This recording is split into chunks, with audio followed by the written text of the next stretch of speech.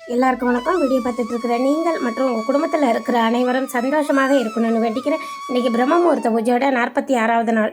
வழக்கம் போல் காலையில் 3:15 மணிக்கு எழுந்திரிச்சு குளிச்சுட்டு கோலம் போட்டு நேராக சாமி ரூமுக்கு வந்துட்டாங்க. சாமி படம் எல்லாத்துக்கும் பூவெல்லாம் எடுத்து வச்சு அலங்காரம் பண்ணேன். விளக்கத்திற்கு ரெடி பண்ணிவிட்டு பிரம்மமுகூர்த்த பூஜையை ஆரம்பிச்சிட்டாங்க. இன்றைக்கி பாண்டவர்கள் பற்றி ஒரு சில வரிகள். பீஷ்மர் அவர் கல்யாணமே பண்ணிக்க மாட்டேன்ற சத்தியவிரதனாக இருக்கார். அவர் தன்னுடைய அப்பா சந்தனுவுக்கு சத்தியவதின்ற பொண்ணை கல்யாணம் பண்ணி வைக்கிறார். அவங்களுக்கு 2 பசங்க.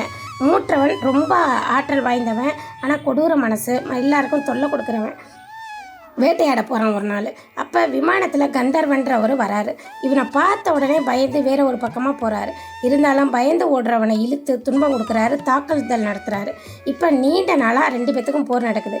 இதில் அரசன் மூத்தவன் இறந்து போயிட்டான். அவன் பேரில் தப்பு இருந்ததால் பீஷ்மர் மன்னிச்சு விட்டுட்டாரு. இப்போ 2வது பையனுக்கு அரசனாக முடிசூட்டியாச்சு. அவனுக்கு கல்யாணம் பண்ணுறதுக்காக பொண்ணு பார்த்துட்டு இருக்காரு. இப்போ காசிராஜன் தன்னுடைய 3 பெண்களுக்கு சுயவரம் நடத்துகிறாரு. பீஷ்மர் தன்னுடைய தம்பிக்காக பங்கேற்கிறாரு. இப்போ மூத்தவளை சாளுவ அரசன் கைப்பற்றி நான் கல்யாணம் பண்ணிக்கிறேன் அப்படின்றாரு. பீஷ்மர் பார்த்துக்கிட்டே இருக்காரு. 3 பெண்களையும் கடத்திக்கிட்டு வராரு. சண்டைக்கு வர்றவங்க எல்லாத்துக்கிட்டையும் சண்டை போட்டு ஜெயிச்சு 3 பேத்தையும் கொண்டு வந்து சத்தியவதி அம்மா கிட்ட நிப்பாட்டுறாரு. இதில் 3 பெண்களும் எனக்கு அம்மா, ஒருத்தவங்க தங்கை, ஒருத்தவங்க மகள் எனக்கு. அதனால் தம்பிக்கு 3 பேத்தையும் கல்யாணம் பண்ணி வைக்கிறதுக்கு ஏற்பாடு பண்ணுங்கன்றாரு. உடனே அதில் மூத்த பொண்ணு சொல்கிறாங்க, நான் மனசார சாளுவ அரசனை விரும்புகிறேன், அதனால் நான் கல்யாணம் பண்ணிக்க மாட்டேன்றாங்க. இவருக்கு ஒரே தர்ம சங்கடமாயிருது. திரும்ப அவங்க நாட்டுக்கே அனுப்புகிறாங்க. அங்கே போனால் சாளுவ அரசன் எல்லா முன்னிலையிலையும் கையை பிடிச்சி அழைச்சிட்டு போனது பீஷ்மர் தான். அவர் தான் அவனை கல்யாணம் பண்ணிக்கணும், நீ அங்கேயே போன்றாங்க. அங்கேருந்து இங்கே வராங்க. இவர்கிட்ட கேட்டால் இவர் சொல்கிறாரு, நான் கல்யாணமே பண்ணிக்க மாட்டேன், நான் சத்தியவிரதம் இருக்கேன் அப்படின்னு சொல்லிட்டாரு. மனசு வெறுத்து போய் காட்டில் போய் தவம் இருக்க போயிட்டாங்க.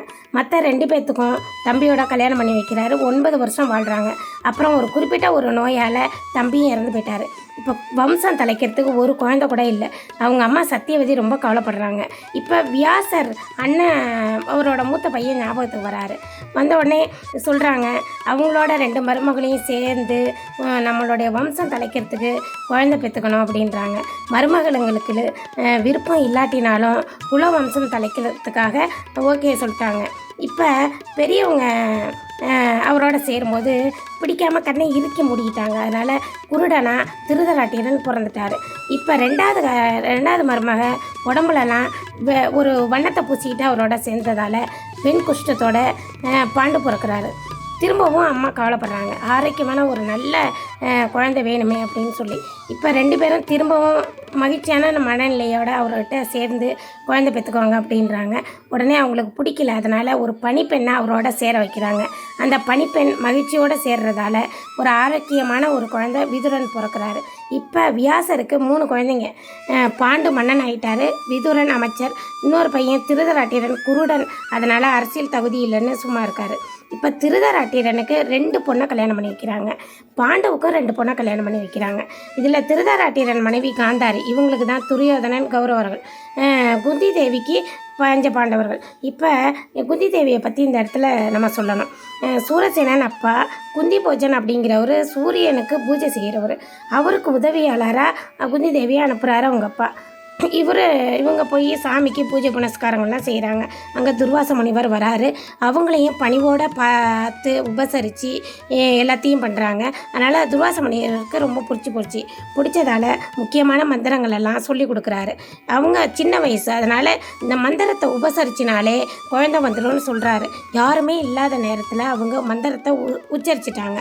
ஒரு அழகான ஆண் குழந்தை வந்துருச்சு. என்ன பண்ணுறதுனே தெரியாமல் ஒரு பெட்டியில் வச்சு ஆற்றுல விட்டுறாங்க. அந்த பையன் தான் கர்ணன்.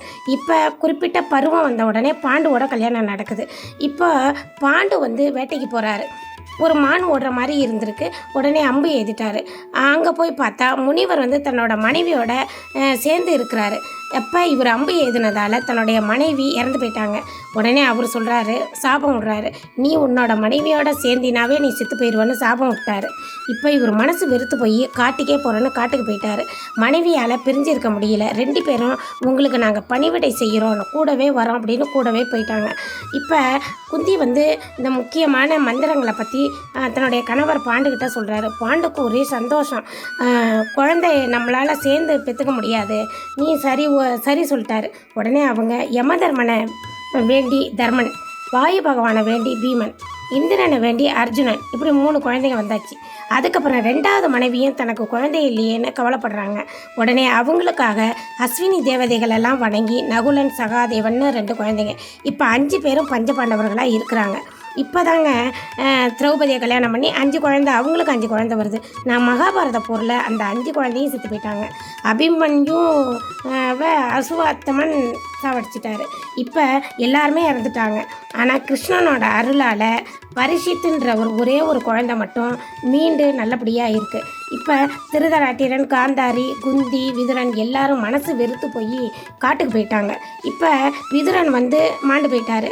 மற்ற 3 பேரும் காட்டு தீயில போய் இறந்து போயிட்டாங்க. ஸ்ரீகிருஷ்ணனும் பலராமனும் பணியெல்லாம் முடிச்சுட்டு வைகுந்தம் போயிட்டாங்க. இப்போ பாண்டவர்கள் புத்திரர்கள் பரிசித்து மட்டும்தான் இருக்கார். அவங்களுக்கு முடி சுட்டிட்டு பாண்டவர்கள் எல்லாரும் வனவாசம் போயிட்டாங்க. அவங்க காட்டிலேயே தன்னுடைய காலத்தை கழிக்கிறாங்க. இதுதாங்க பாண்டவர்களோட வரலாறு.